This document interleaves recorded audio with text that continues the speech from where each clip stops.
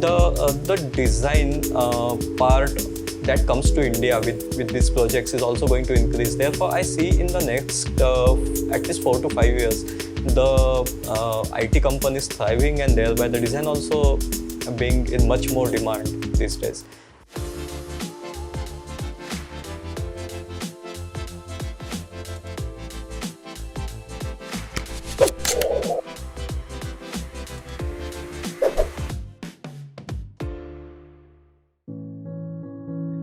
So, welcome back to Detox, the design podcast. I am here today with Prasanna Gadkari, a UX designer from Amazon. And I'm really glad to have you, sir. Thank you for joining the show today. Hey, thanks, Sanjay. The last podcast was simply superb, and I see a lot of work you are doing for the community, and it's really commendable. I most of the time end up recommending your channel to the folks who are like asking about some good design podcast, and definitely it's really awesome work you are doing. And thanks for having me here. Thank you so much, sir. Coming that from you is a milestone that I would have achieved, right?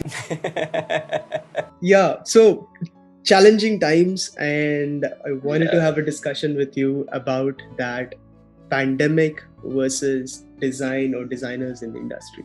So very challenging, like I said, and very different scenario because we have come back to almost feels like square one again. Like we're back to the previous year where we are all there's no nationwide lockdown as of now, but pretty much the scenario is the same, that we are all back to our homes. Yeah. So how is this affecting the work life? I know it was work from home all the time, but any other challenges? Like what are the challenges that you're facing at work in this situation? So, Sanjay, I think your point is very valid. A lot of people are facing plenty of challenges, both as a professional and also in their work as well as in their regular life. And I wish all the viewers that their families are safe and sound in this pandemic.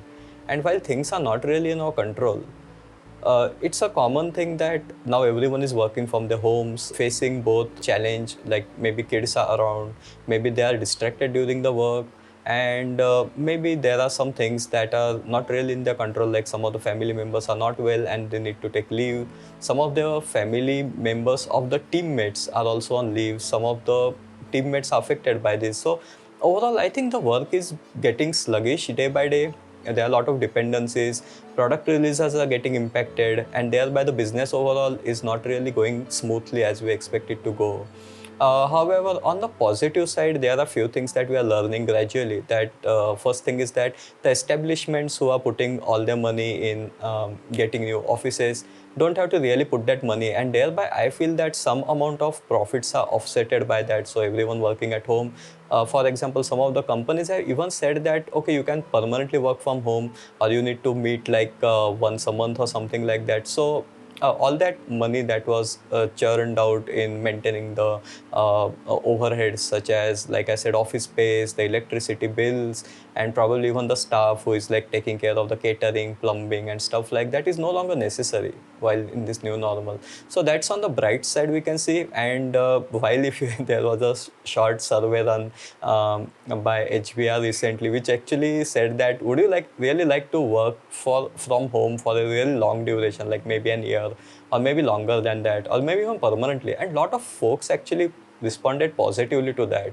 Oh. And strangely, I think Sanjay, you also would be would be really happy with that. I don't know, but yeah, I mean, folks are saying that hey, a lot of commute time is really saved. I don't really need to take out my car or get into a crowded public transport, and they are really happy. That's very true. Very true. And talking about it, like from my perspective, like I have been a freelancer all my life. So now I have a studio that I manage and everything. But yes, you're very true when you say that people are opting to work from home.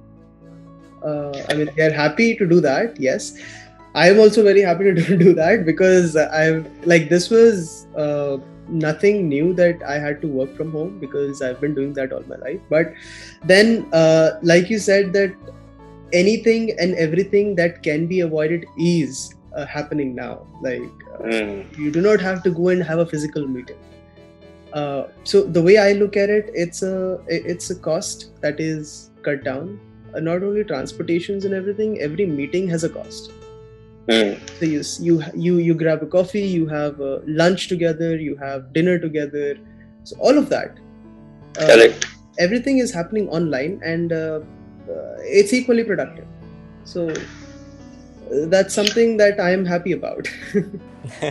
That's so true. I mean, though the online meetings, like you said, have their costs, but there are negative costs as well, in the sense that while we are saying that we are saving money by like avoiding meeting room, I think being the designers, like we both coming from the design background, and most of our audience also either aspiring or are already in the design field, actually have faced some problems, you know, and I think the primary problem is conducting user research, and that is where we find it slightly difficult. Even working for this organization or talking with other designers as well, I hear this quite frequently, that when talking with the audience or the users or the clients, it's kind of difficult to get hold of them, or you kind of lose that touch with that face-to-face interaction. Sometimes, you know, the users say something else, but their body language and their facial expressions mean something else, and that kind of provokes you to ask the further questions. Like some user will say, yeah, this looks good, but really if you look at their face, they're like totally not liking it, and you need to like ask them, are you sure you, and then the truth comes out. But in this online meetings, it's quite difficult to conduct those kind of stuff. Are you also facing some similar problems with your clients? Very well pointed out. When I'm basically all concerned, all about illustrations and everything. So yes, a very very important aspect that you've pointed out, that you study the behavior also of the person, right? So I remember one a meeting which I had when I was in Hyderabad. I was talking to this managing director of a media house in Hyderabad. So I had a meeting with him, and we were doing some working on illustration for him. So that day, exactly what you just told me happened. That I was just saying that okay, this could be one of the ideas that we can take forward. There were plenty of them, but then I was indicating that okay, this could be the one, and here are the other options as well. So that time he was not convinced, but he said yes, we can go ahead. But his body language, I could just understand by how he placed his hand on the table, right? So that won't happen in the online meetings. And then we went on to discuss further, and then he said, yeah, you're right. So then I gave him the, understood my client, and then I gave him the freedom also to come like tell me, add more to what he was thinking. And then he said, yeah, exactly what I was thinking in my mind, that okay, this might work, but I also want to try these. So that sort of thing might not happen in the online interviews, or interactions, like you said. So very true. Yeah. I think that's an important point. Again, coming to the other side, where we are talking about, like you use Illustrator. I have seen so much of your awesome work. Like that's really like something which I show to people and tell them, look, this is how to use the Illustrator. And Illustrator does not have that collaboration thing, like with tools like Figma, where multiple people can work on the same file and you see the cursor with the names beneath it. Yeah. Whereas the very awesome and very difficult to use tool like Illustrator does not have those kind of things. So I think that is another aspects about the collaboration part, that if you have the right softwares, if you are well versed with those, that helps. But I think your experience also would be very important to hear out here. That do you face any difficulty using Illustrator, or Yeah, so that's very true. I mean, it's not a collaborative software like XD or Figma, whatever we're talking about. But then the approach has changed 100%. So we do more of thumbnails, more and more of thumbnails now.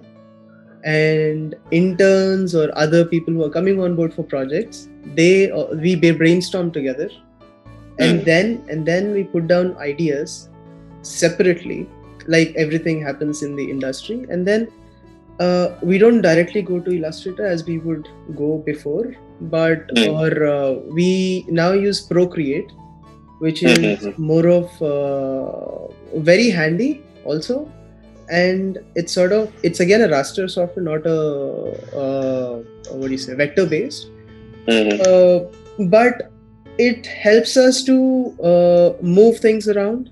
It helps us to bring our ideas to life, and then final step is where we go for the Illustrator if it is needed. If the client requires us to scale it up, if the deliverable requires or demands it, then we do it. Otherwise, we stopped doing that. We fix the size before itself. Then we work on a size which is a little bigger than next size, so that even if in case the client changes his mind or something, if we want to scale it up further, then we can do it. That's how we are managing it, because it's difficult to work with Illustrator and have 3 or 4 people working on the same project. We cannot have that. We cannot. Freelancers who come in and who work on projects, this is something that they also adapt very quickly, because now people are are very open to trying new things because of this pandemic, and they are adapting to that. So that is a really good thing for the freelancers also. Yeah, I think that's a pertinent point even for the industry. So the people who are like thinking about that how the new normal will affect them. So many of the companies, like we were discussing before this meeting, that people are worried about that how they are going to predict the new normal, or how they are going to predict the upcoming pandemic or such situation. So I personally don't think that I am a good astrologer there. but honestly speaking, the short story is that we can't. Like there was a share market crash in 2008, the situation got really bad in very short time. This is something similar to that. Though I feel that yes, the salaries or the kind of new structure under which people will be offering the new salary structure. For example, they will include components such as components for healthcare, components for the taking leaves if someone is ill, or the wellness policies will change. So entire structure will change, and companies are like kind of cashing on it these days, I have observed. Like for example, people who are trying to get into new jobs are often negotiated for slightly lower salary, and it's becoming kind of difficult for the people. So I think it's important for the folks who are like getting into industry either afresh or trying to look out for the new avenues. There are a couple of things which I think we can share on that. So the first thing that I would say that whatever you do, keep all your work online. Like that sometimes is very obvious that you have to show your portfolio, but some people tend to still believe that a physical portfolio has value, particularly people who come from product design background, who have got working products. They often end up doing hand sketches and stuff like that. It's better to learn the new skills and put everything online and show some of the skills. For example, instead of hand sketching, or to complement hand sketching, after hand sketching maybe you can scan it, and like you have said, Procreate or Photoshop can be used to like create a better version of that. And that's the first thing. So learn the new skills, because new times requires new skills that will make you more attractive to the market. Maybe it will make you more efficient in using the tools that you will be learning in your company. And the second tip is about not to do so much with the design field, but something to do with the way you work. And it applies not only to designers but also to non-designers. So whenever you are giving an interview, tell instances where you actually have collaborated online and help folks with something about online collaboration. Like for example, if you are unable to reach a certain person over a Zoom call or over even the phone, then you need to like take a step back and kind of know the routes by which you can ask his or her manager and say that, hey, if this person is not reachable, is there someone else who can take over that piece? just to avoid impacting delays. So these kind of examples kind of put you into a good light, which many of the other candidates may not be able to pursue. So what's your thoughts on this, Sanjay? I mean, you must be also facing some similar situation, right? Yeah, very, very interesting perspective. And yes, there is, like you said, we can see a fall in CTC because of this situation. And now there are aspirants or designers who are just graduating, facing difficult situations, as in core the design field that they're graduating in, let's say industrial design. Right now there might not be as many industrial designer positions as you have in UI UX, right? Correct. So one needs to understand trends and also keep in sync with whatever is happening and how the design industry is evolving, and what is the need of the industry right now. Because I wouldn't say that okay, you can just straight away switch your domain and everything, but it has to, I mean, if you want to, then definitely people can do that. It's not a big deal. A lot of people have done that. You yourself have done that. You've based on your interest, and you've moved on to UX from product, right? So I've done transportation design. Yeah. I'm into illustrations and everything. So it totally depends on what the person really wants to do. But it's a good thing to be in sync with the industry. What is happening? How is it evolving?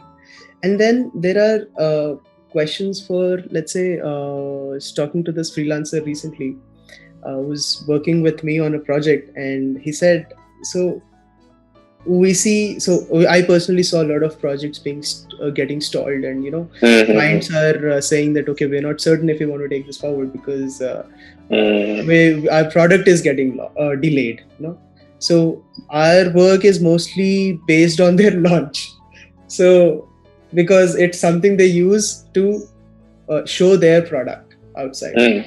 So if the launch is getting delayed, our work is also getting delayed. So we have a gap in between. So what do we do? How do we get more clients? So stuff like that. How do freelancers get more clients or get more projects during this situation? So I faced not this bad situation before, but like I said, I've always been a freelancer. So there were times when I did not have a project for 6 months.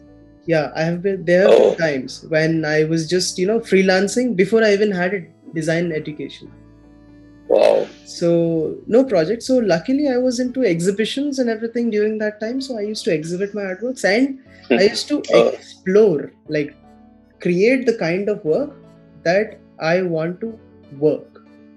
Like I want to work in the industry. So if I want to work in food industry, I would create illustrations based on food industry. Oh, that's interesting. So it's sort of a reverse engineering kind of a thing here. That I mean, it's not rocket science, but it was just, I think, pure logic that struck me back then. Like I want to reach this, so let's just make something that they might want. So that kind of did land me up good projects after that. So that kind of really helps. I think in the same situation here right now, and again going back to what the industry needs, everything is digital, 100%, 100% digital. So like you said, everything has to be digitized. Your work, your portfolio, everything. So learning new things digitally and working on your skills digitally definitely works especially for the freelancers, because they have to manage everything about the project. They're not in a company, they have to do everything. So that is something that I would add to this whole topic about the jobs and projects in the freelancing thing. So but one thing I would want to ask from you is, so when you talk about the projects for the future right now, there's still a lot of uncertainty. I mean, it's been more than 1.5 years. There's still a lot of uncertainty. So, how do you design for the future which is uncertain?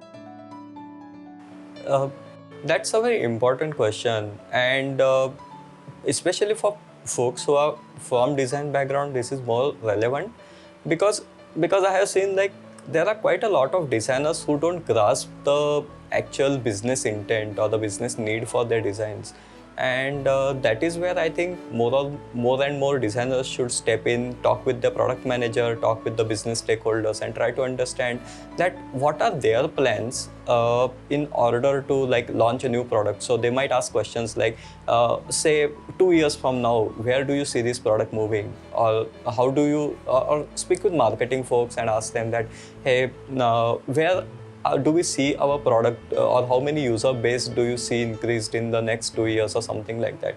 That will kind of give you the idea that where the business is heading. So that is one thing. However, in certain scenarios, the designers have to take up steps and think about the ways they can improve the user experience in this new normal. For example, there are certain features that are being included day by day. For example, the Truecaller now has a screen which basically tells the emergency numbers, and there are other features that are being built in. Those are from the user experience point of view. A product manager may not necessarily think about them. So, in order to make your design future-proof, just do two things. So, designers are inherently, like you said, are good at empathy. So you need to empathize that, say this new way of working continues for say next 1 year, what the users would want to see in their product or in their service. And the second thing, which is that they need to collaborate more in the sense that it's not like you're sitting in the office and talking with a PM. You might have to more frequently meet the folks who are outside of your industry, maybe talk with someone maybe from communication industry if you come from a service industry, and try to learn things and try to join hands with them if it comes to that, so that you can collaborate in a better way, get more better ideas, and see overall where the industry is heading, and you can take up the features which they might launch. For example, you might have to for example, a user, from the user's perspective, attending his meeting is as important as booking their lunch or dinner on Swiggy. So how about having a feature that actually allows you to do that? So if you're launching a service, you can actually allow a short break in between. So the software itself tells you that, hey, you have been talking for last 2 hours. How about giving a short break or something, or features of that sort to work in this new normal? So that is what helps. Very interesting. Very interesting. And understanding the situation, like you said, like most, I've seen a few people who completely missed the target when it comes to understanding the situation.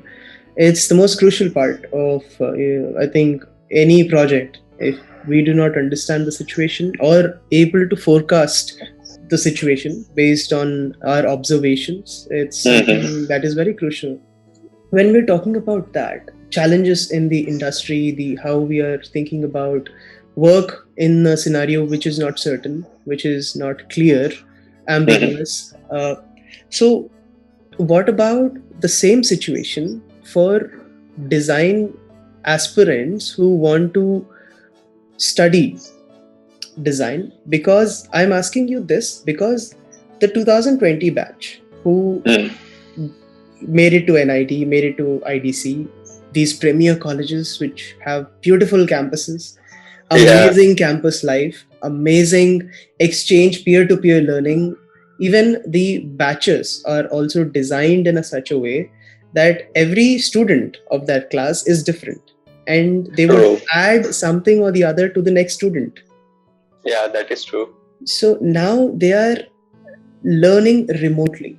So is there something that we could do about this, or is there something that could come which would make this whole experience, because the situation is going to stay for a while?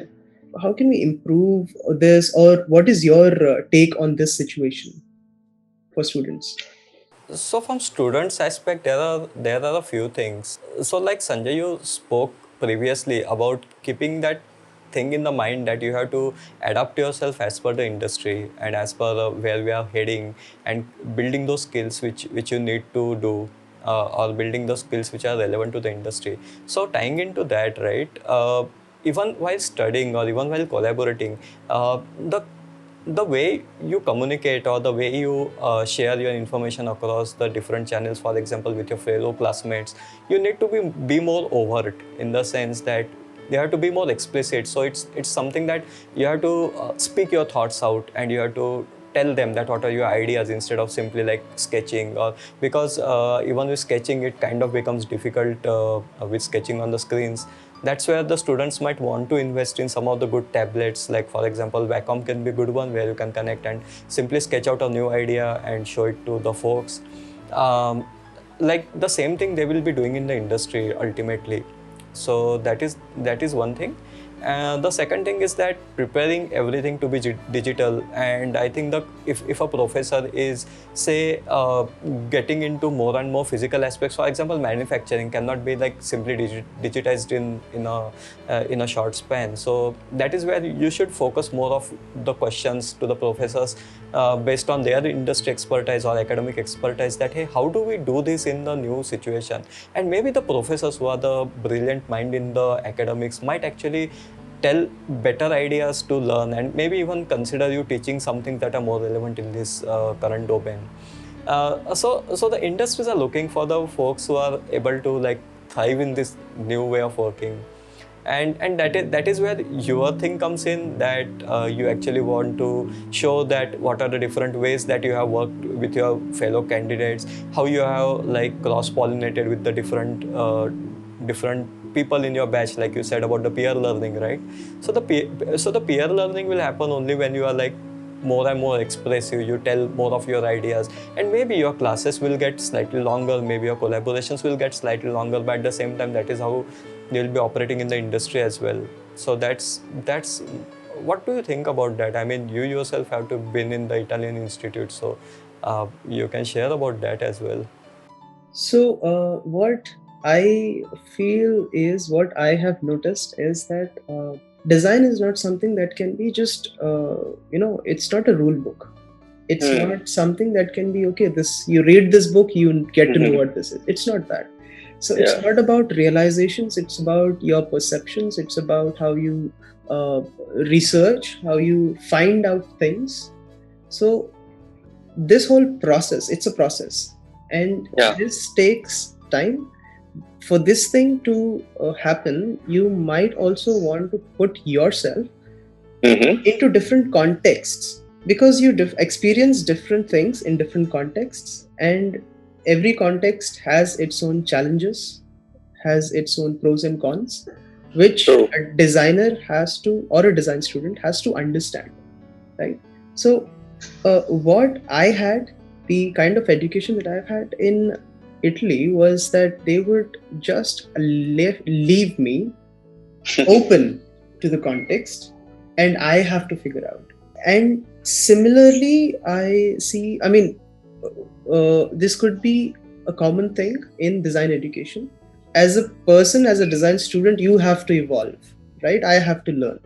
So at this point, where we're talking about expressing explicitly, like you just mentioned, one thought that just came into my mind was that, imagining my professor just telling me things, okay, Sanjay, you need to do this to make this better. Now I'm getting instructions. Now I'm getting the right way. I'm not going through the process of finding it myself. But I'm sure that our educators, design educators who are at these premier institutions, they are so skilled that they would still find a way to put students through that process. So that is something very interesting for me, how the teaching methodology has changed through online and everything. But I'm sure they would have already designed a way how to do it, because they've been taking classes and everything. They would have definitely, they are designers themselves. But it's a very different, I mean, having that offline thing online, which I also do try to incorporate when I'm teaching students or aspirants, that you need to do this. So all my exercises are based like that only. So we don't have exercises which would just give you, okay, solve this, solve that. Still ask them to force them to put themselves or imagine themselves in a different context, at least for now. If I'm not pushing them to go outside now, but yeah, at least now I'm trying to give them those at least visuals, relevant visuals of that context. So at least they understand what the context is and they're able to imagine themselves in that context. So it's a very interesting switch. I have not experienced it firsthand, but yeah, I'm sure that our design educators are doing a really good job with this, for sure. About design education, I've had this aspirant who just left a message saying that, do you think the future of design education, is it relevant? How relevant is design in future, in these current times?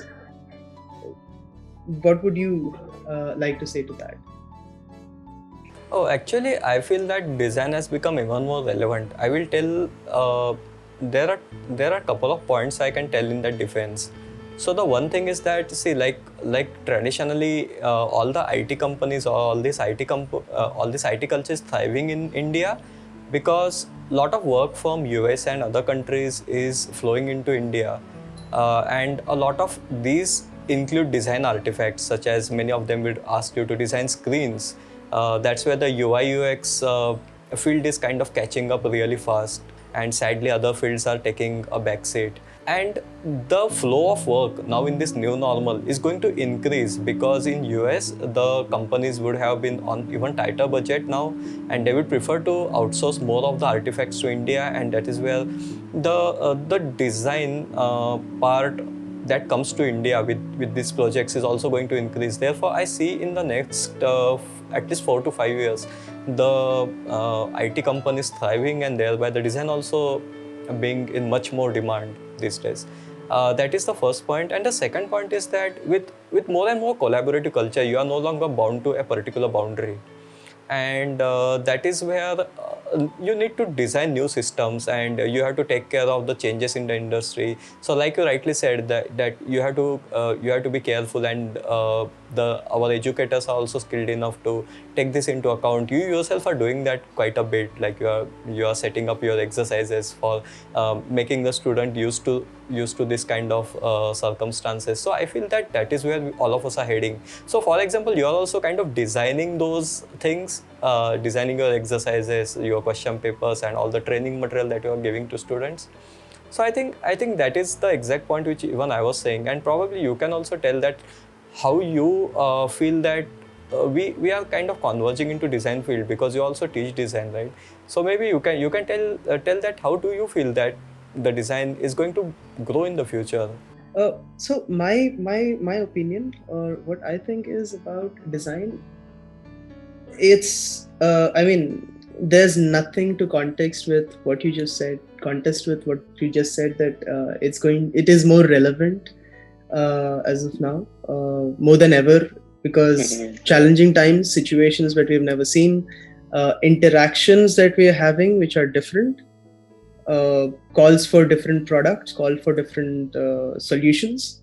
A lot of research is going on, a lot of research in different industries. So I had the opportunity to talk to different design students who are graduating.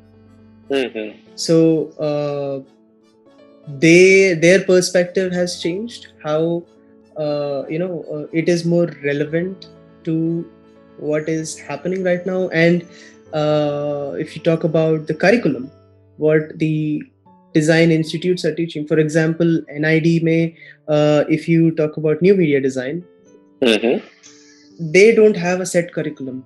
Their curriculum changes every batch. So one thing that this batch has studied or gone through, the next batch might not, because it's new media design, it evolves continuously. Correct. Right? So I think design education is not your NCRT books or engineering books or medical books. Yeah. They are, this is different. So it is evolving and it will keep evolving. For the design aspirants, what I would like to say is that you have to be a little more active when you're preparing Mm. for design entrance exams, because the peer-to-peer learning is reduced now, Mm. right? For aspirants also, it has reduced. So try to find ways, try to understand design first. Like, that is, I think, more important now in this situation, uh, because it is changing. So Mm. understanding this change is itself a good subject to start from. That's what I feel about the for the aspirants, at least. And then there are questions about how to about the mentality right now. Mm. So change in times, change in the atmosphere at home. Mm. Everybody is at home. We are not used to having all our Yeah. members at home all the time. Yeah, no, I agree. So how do you practice, or how do you concentrate? How do you uh, manage your preparation in this? So for some it is disturbing environment, for some it is Yeah. chaotic, for some it is boring environment, for some it is too much happening. Yeah. We don't know. So how to tune your mentality for this particular situation? What would you like to say about that? Okay. Like you rightly said, right? There are people who thrive in this environment. For example, there are people who actually like having everyone at home, and their mom giving them nice food, and everyone like they that kind of thing. However, there are so in this new situation now, the problem is that you cannot experience the world outside as earlier or before this pandemic happened we used to. For example, I would go out and sketch some live scenery to prepare for my exams. So those all things can't be done. However, what can be done is you can mark, first of all, observe yourself. What are your productive periods? Like for example, I'm highly productive in the morning, and after my lunch or something, I kind of get a bit drowsy, and that is the time when I actually keep my meetings. So it's better. So I'm better at talking with folks and chasing away my sleep rather than keeping the meetings in the morning. So even with my team, right, we have this norm amongst us that whatever work we want to do, because most of the people are early risers and they're like the morning people, so they like sit together. Then we never have meetings in the morning. All the meetings are beyond 11 o'clock. So that is like we have set ourselves. The same can be done for the design aspirants as well. So mark your periods of high productivity, pick up the things that you're really weak, and chase those things in that high productivity hours. Keep them about 1 or 2 hours for yourself. Ask whosoever is in your house to just collaborate with you in that time, not to disturb you, if that's your thing. Otherwise, to disturb you if you like that happening. Right, right. So the another point is that about the tools also that you use. So now many folks whom I was guiding for seed and NID actually are facing one more difficulty. So for example, this year IISc did not allow students to present their portfolios. So despite of the students spending like hours and hours together in building a portfolio, the IISc said that, hey, recently IISc interviews were there, and they said that just describe your project to us. So some of the students were really annoyed by that they had like taken leaves and created beautiful portfolio, and no, IISc won't see that. However, so that becomes even more pertinent to call up the institute and see what format they are going to conduct, and be careful of not wasting your time or to invest your time in something that's going to give you better output. So that's another thing that I'll tell for students. Are you facing some similar experience with the folks you are helping with? Very, very, very valid point. And yes, there was a lot of disappointment when that happened with, the institutes were not looking for portfolios and they wanted to go ahead with the course itself. So that was a little turn off or a little disappointing for all the design aspirants with whom I was in touch with. But unfortunately, that was their way out for that batch. So we couldn't do anything about it. But yes, knowing in advance like what is required, like you said, sorts out a lot of things. I have only one thing to say to the design aspirants about this: understanding your field, understanding what you're applying to. Because the way the moment I say interaction, they just say that, okay, I'm designing this screen, I'm designing that screen, I'm designing this app, I'm designing this website. No, interaction is a lot more than that. Interaction is not just your digital screens. Right? So that is very important, to understand your field. When I say understand your field, it has to again come back to the point of understanding what is happening in the industry in your field. So that is very important, because even if IIC had asked you to just explain your projects, if it was something that was relevant in that industry, then the panel would have loved it. Like, even if they did not see your work, they would have loved it. Okay, the guy is just sounding very relevant. Like, he's coming up with ideas which are like solving the problems that are now. So that is something that I would really want to say to the aspirants. And things like, they did not see our work, they did not see what we worked for, but they had the opportunity of telling them in person or online. I think making the most of what we have is also part of being a designer. Leaving out what we do not have at hand and focusing on what we have is something that every aspirant must do at this point. That's what I would really want to say about this from my side to this thing. Yeah. So thank you so much, sir, for joining me on this episode. And I am really glad that we could have this discussion, and I could have this discussion with you. I could learn a lot of things from you about the industry and how people are managing working in this situation, and also helpful for design students and aspirants what to expect, at least some guidance, if not the only guidance, but some guidance.